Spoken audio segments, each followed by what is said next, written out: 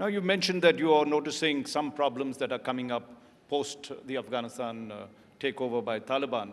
We have seen in Srinagar 2 days ago the shooting of innocent teachers, and there's a communal angle to it. We've seen the ceasefire somewhat break down in Pakistan. They did sort of this thing. How do we proceed with Pakistan? Do you see the situation worsening? What is it that you expect of Pakistan now? We are not in, I mean, we have our embassies still operating there, but what is the way forward? What do we expect from Pakistan? Well, we've always maintained that we want good relations with all of our neighbors, including Pakistan. But it is incumbent on Pakistan to ensure that there is no attempt or no direct impact of cross-border terrorism on India from any of its territories. And that, I think, is, again, something that we would hold them to.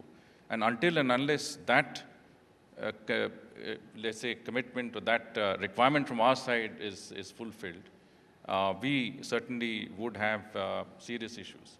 And if there is continuing impact of cross-border terrorism, that would also have its own impact. And do you see these recent incidents that are there, the growing hostility in some senses? Is there a connection?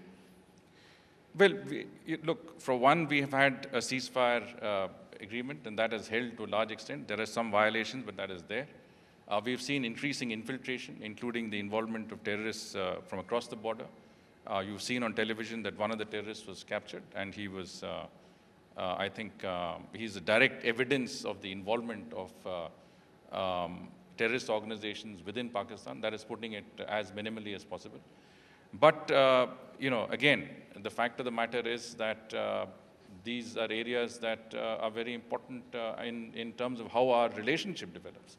And unless the basic core issue of terrorism emanating from Pakistan and its territories is dealt with, I think we will not see much forward movement in that relationship. Now, how do we see the threat coming from Afghanistan, given the fact that all these groups all the groups inimical to our interests have deep connections with the Taliban regime? Are we gearing up our internal security to meet that threat? How confident are we, or what else do we need to do?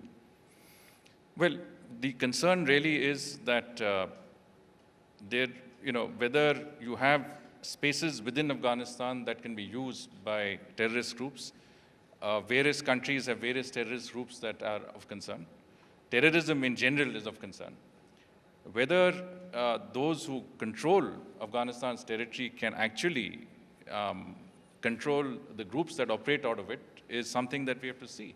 But I don't think we can take it in good faith, and I think we have to be prepared to deal with contingencies that arise out of a more volatile Afghanistan, a situation that is going to be exacerbated by the humanitarian crisis that we will experience or are experiencing, a lack of governance that is there. And I think in many senses, a possibility that those, again, interests that could be wanting to use the situation to the detriment of others would, I would say, take advantage is something that we have to be fully prepared for. So I would say that whether it's our diplomacy, it's our political posture, whether it is our security forces, I think we need to be completely on the same page that this is a threat that could be potentially serious, and we need to be able to be fully prepared to meet that threat. And I would say, going by all the, I would say, activity in terms of interministerials, in terms of the interagency coordination that we are witnessing, I think the system is fully geared up to meet that challenge.